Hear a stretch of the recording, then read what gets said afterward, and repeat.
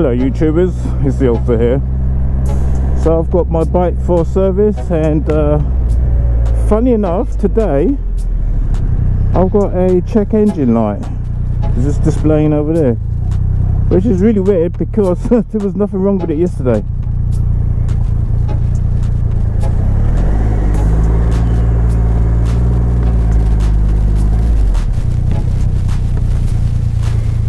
Okay, so let me do that right here. Park in front of the shop. So keep clear, no parking. This is the park.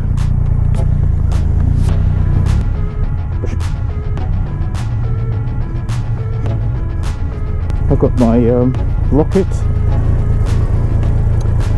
3R. It's a beautiful bike. Let's get you fixed.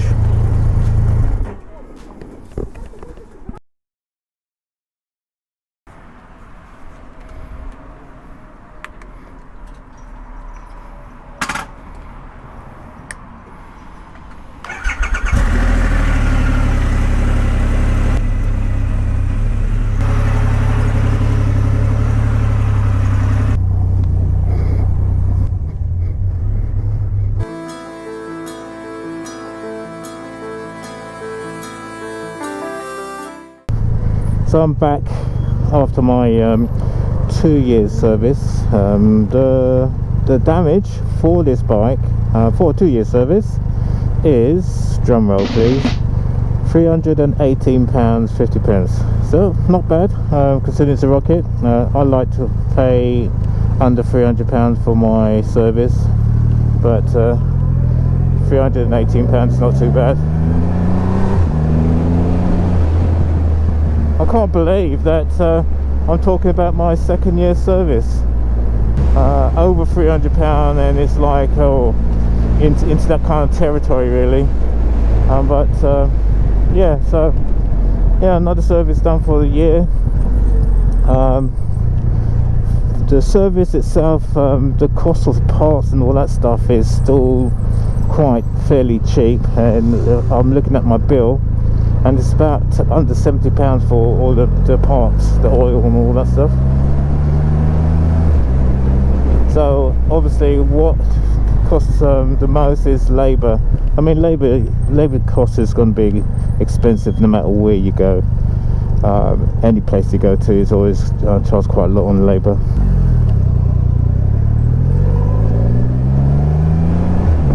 Yeah, still loving my Rocket.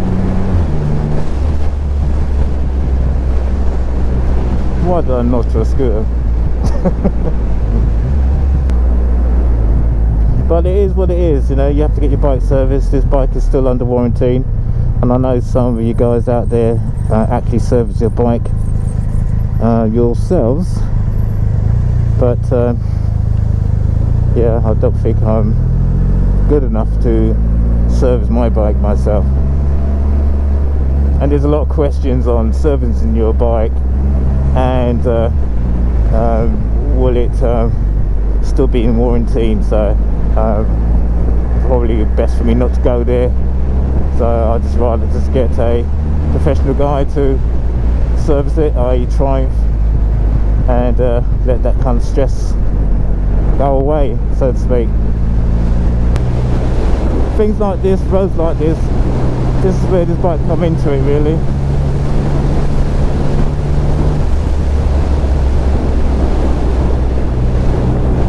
Just nice to sit back, relax and ride the bike, and this is where this come into it.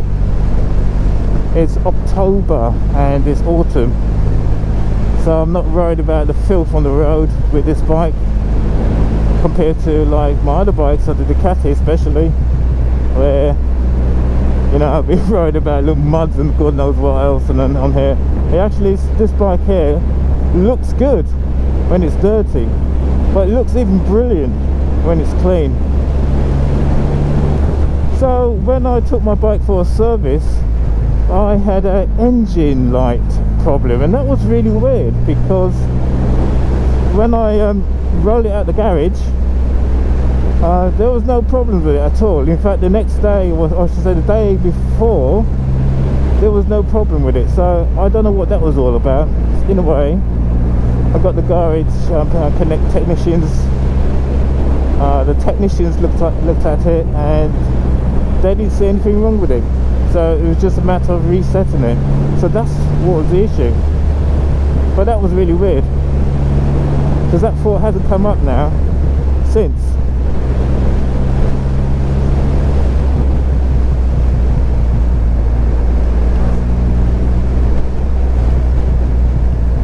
But yeah, I will definitely keep you in touch on that if it does come up again. What was wrong with it? What the fix was? The fix for this time round was just literally a reset.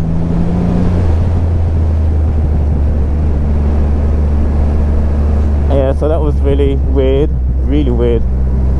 Am I still love my bike? 100%, definitely.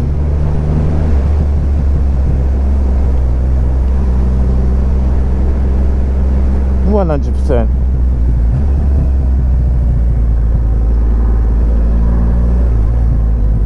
Okay, run around.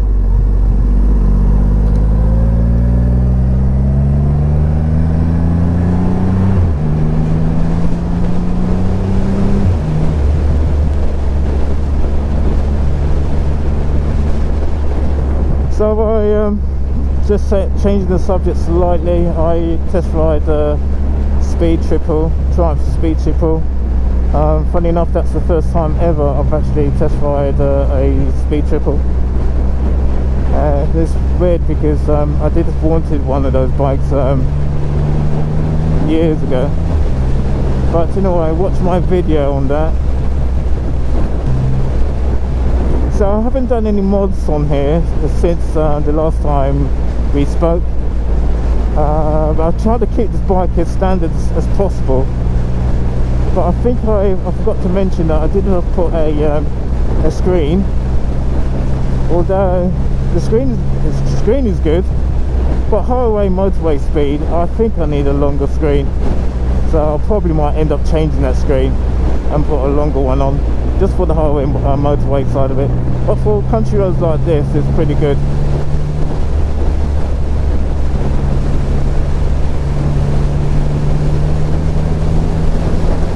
Whew.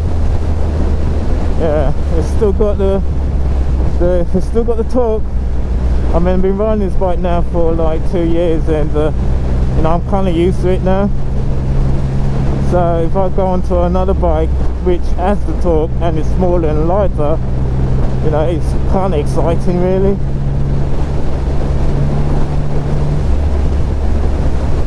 But this bike here hasn't let me down in the torque department.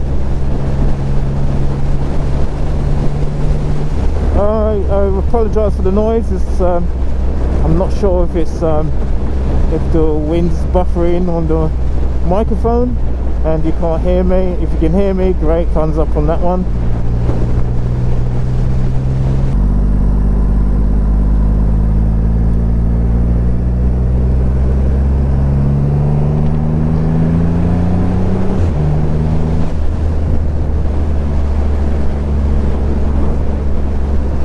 So I've had a lot of feedback on the Rocket R, and a lot of people have gone out and purchased the Rocket R and they're enjoying it. I've had a few people text me and say, wow, the throttle. I say, yeah, that throttle response, it's amazing.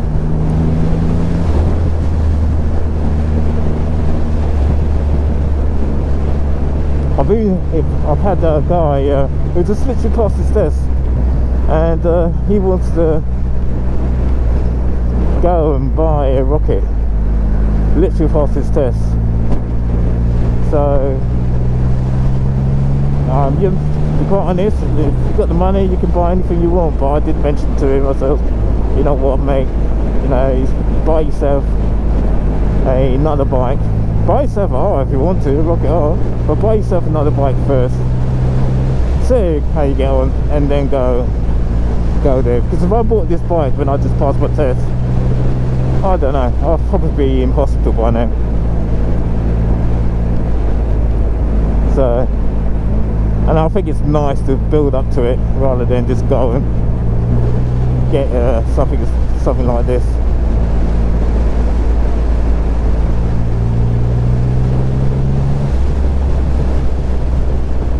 It's a lot of horsepower, or I should say it's a lot of torque rather than horsepower.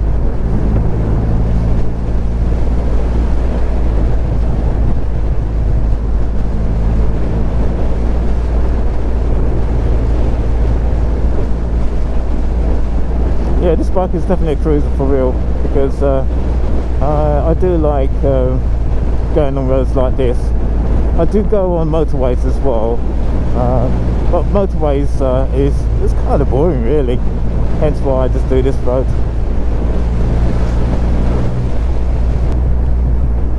If they ever do a new model of the R, I'll tell you what would be nice to see is electronic suspension, where you can actually adjust it on the fly. I think that would be nice on the next iteration.